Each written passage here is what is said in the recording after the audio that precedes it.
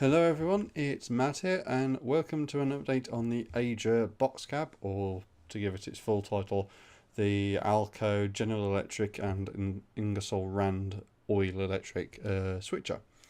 It's been quite a while since I've last touched the loco and done any actual progress on it.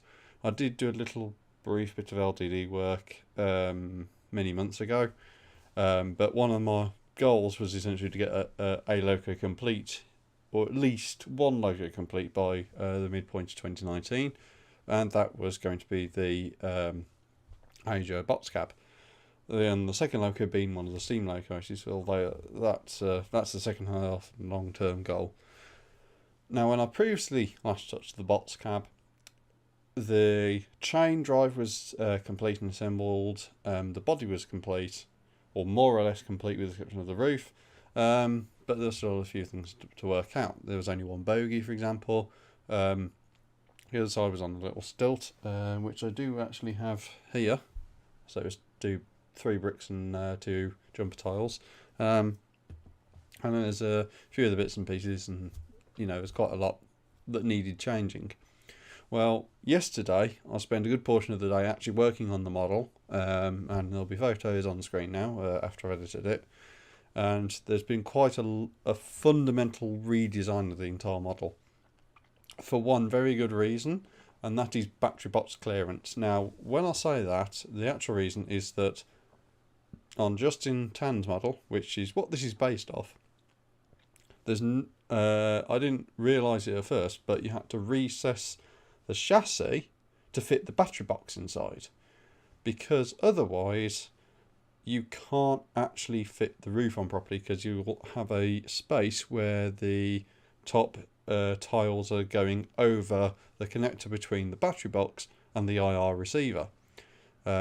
So that necessitated a whole chassis redesign, just to get that extra plate of height available to actually do the roof. Now, I've actually done the roof in a really odd manner, is that I've actually made part of the section actually removable. And there's actually a couple of benefits to this. The first one, and obviously the most sensible one, being that there's easy access to both the on-off control and the recharge socket for the battery box. The second one is actually that this enables me to have easier access to the actual IR receiver and actually be able to change the channel. While I can't change the A/B channel on the receiver, I can at least change the actual radio channel it's actually working on, or IR channel it's working from.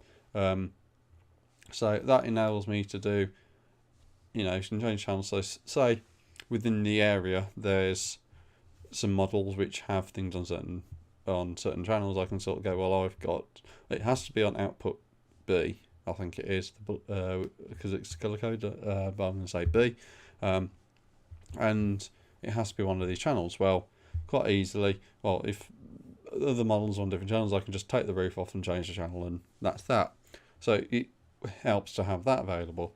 Now, in terms of actual finishing of the model, there's quite a lot left to be done. The bogies need to have part swap outs to the correct colour. There's a few bits in the body that need to be changed around to the correct colour, and a few pieces on the roof.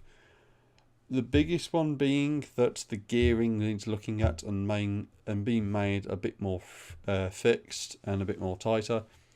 There is some sort of play in the main drive shaft which connects the bogies to the body, which is the biggest issue at the moment with the loco, because the loco can move around from side to side a bit, and then it might not engage the gears properly in the bogie, and therefore we get a bit of grinding noise and that sort of stuff, which isn't really very well and nice and that sort of stuff.